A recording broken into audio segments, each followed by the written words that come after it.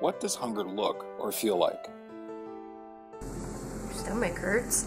Look sad, I guess. I'm not really sure. Other than that, when I'm hungry, my stomach hurts and you get a headache and you don't perform as well. I don't think it has a face. It doesn't have a specific face. It can be anybody. It can be your neighbors. Most of us are very fortunate that we really don't know.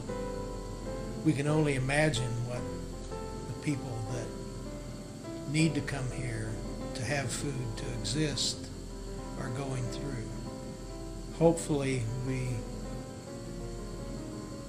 understand it enough to do the things that are needed to keep this endeavor going while we've still got people in need. Do you know someone who is hungry? Me. I am a client of the food shelf. Yeah, I actually know someone that goes without, and it's kind of heartbreaking. But yeah, I know somebody that's hungry. I didn't until I met people here. Just in our everyday life around Rockford and Greenfield, we probably run into people who are having those kinds of problems, but we don't know about it. Who is hungry? I guess I think of people who are homeless, and that is not always the case. The hungry in our community is anybody. I don't think it's in one particular area. There are people of all types of people who come to the food shelf who just need help once in a while. It's people that have lost their job, are struggling to make a house or an apartment payment. I think the hungry can be anyone. They can be your neighbor. What would our community look like without the food shelf? Sad thing to deal with, I mean, because it helps a lot of people. Like I said, I saw a lot of people come through here in just the times I've been here. I think if the food shelf doesn't stay open, the reality is you are going to have families and kids clearly not meeting basic needs of... Fine. I guess people would have to find different ways to get their need met, and I think that can be so stressful. And so if we as a food shelf, I think the food shelf helps people put food on the table so they can use their money for other things, whether it's gas or paying a bill. And so I think that is a huge part of why we need to continue to be in our community. I think it would look like it was missing something, and missing something very big. Maybe less helpful, less caring towards the people in the community. Well, the community would revert to the way we were before, where we had really no outlet to help people. I just feel that we'd have a major void.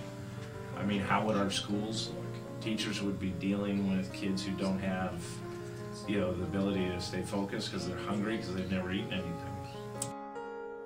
Why do you think it is important for groups to volunteer? I think it's great to get people involved that probably wouldn't normally come down on their own, but as a group, just to come and see what the food shelf's all about. But it's to strengthen the community. I mean, if you believe in your town, or you like where you live, why wouldn't you help? And it gives a perfect opportunity for our club members to actually directly serve their own community.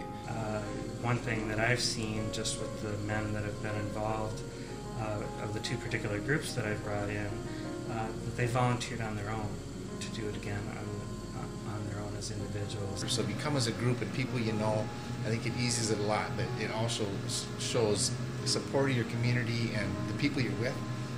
I had a ball, and that's why I keep coming back. Some of the different organizations like the Lions Club, the different churches in the area are helping. I think that's going to eventually become more and more contagious, where people see the effects that individuals and small groups have on a place like the food shelf, and more people will eventually start to contribute their time and efforts toward it. What are we doing to help the hungry?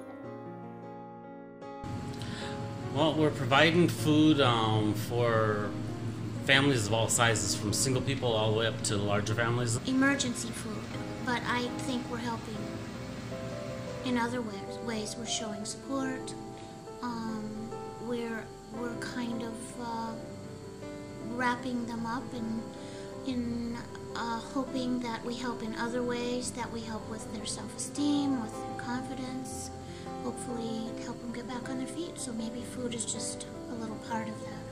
Supplement what they have at home now, and yeah, just so children at least don't go hungry. I mean, I care about the adults too. When you see the children, that's really that's amazing. You're giving them a safety network that keeps them worrying about where their next meal will come from, and a reassurance that there's something in the community that is helping people in more needs than we have. What are things we can do to help the hungry? We need their financial support on an ongoing basis. It really allows your dollars to work really hard to help feed people. So I think each person, if they do one or two things, can just multiply into just a wave of making a difference in our community.